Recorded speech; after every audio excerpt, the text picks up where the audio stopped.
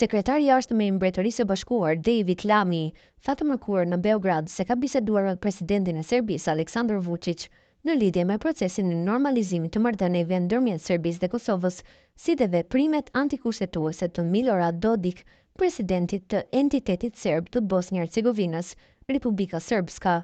Duke folur pas takimit në Vučićin në kryeqytetin serb, Lammy tha se një Beograd perëndimor i shëndrueshëm dhe i sigurt është i rëndësishëm për Mbretërinë e Bashkuar dhe se Serbia luan një rol themelor në garantimin e këtij stabiliteti. Vučić tha se kur është fjala për çështjen e Kosovës, ai dhe Lammy janë pothuajse se dialogu është i një rëndësie kyçe. Lammy përshëndron në Beograd pas vizitës në Prishtinë në 2 ditët e fundit ku takua me liderët e Kosovës. Gjatë qëndrimit në Prishtinë, kryediplomati britanik theksoi se vendi i tij dëshiron normalizim të shëndrueshëm e paqësor ndërmjet Kosovës dhe Serbisë, teksa u bëri thirrje autoriteteve të Kosovës të angazhohen me plot energji në dialogun me Serbinë të ndërmjetësuar nga Bashkimi Evropian.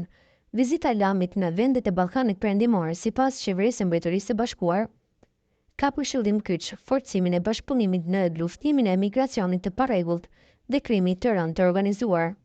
Lammy tha se me Vučićin foli edhe për gjendjen e tanishme në Bosnjë e Hercegovinë dhe për veprimet e presidentit të Republikës Srpska, Milorad Dodik.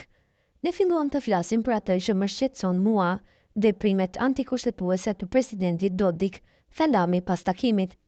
Megjithatë, Vučić deklaroi se nuk pajtohet me mendimet e Lamit mbi situatën në Bosnjë-Hercegovinë.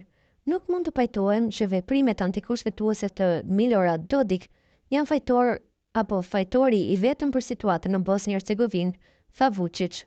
Ai shtoi se Serbia gjithmonë do ta respektojë marrëveshjen e Daytonit dhe në përputhje me të, edhe integritetin territorial të Bosnjë-Hercegovinës. Ne nuk duam asnjë konflikt, tha Vučić. Gjykata e Bosnjë-Hercegovinës kërkoi më 27 mars flet arrestim ndërkombëtar përmes Interpolit për Dodikun dhe Nenad Stavnicin, kryetarin e Kuvendit Popullor të Republikës Srpska.